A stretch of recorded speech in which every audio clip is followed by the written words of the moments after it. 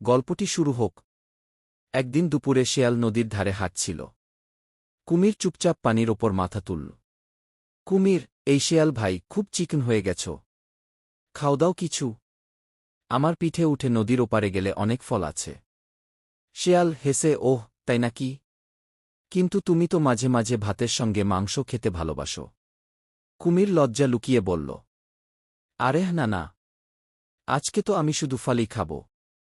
শেয়াল সঙ্গে সঙ্গে বুদ্ধি করে বলল, যদি সত্যি ফল খেতে যাও, আগে মুখটা খুলে হাসো দেখি। তোমার দাঁতগুলো কি নরম হয়েছে? কুমির মুখ হা করে হাসতেই শেয়াল এক লাফে দূরে সরে গিয়ে বলল, ধরা পড়লে ভাই। দাঁত নরম হয়নি, বরং খুবই ধারালো। এই বলে শেয়াল ঝোপের ভেতর ঢুকে গেল। কুমির রেগে গিয়ে বলল, একদিন না একদিন তোকে ধরব। শেয়াল দূর থেকে বলে উঠল, ধরতে হলে আগে মগজটা শেয়ালের মতো ধারালো করো।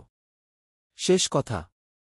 শেয়ালের বুদ্ধি আর সতর্কতার কাছে কুমির হার মানল। আর কুমির বুঝল, চালাকির সামনে জোর খাটে না। লাইক না দিলে কুমির রেগে যাবে। শেয়ার না করলে শিয়াল হাসবে না। কমেন্টে তোমার মতামত দাও।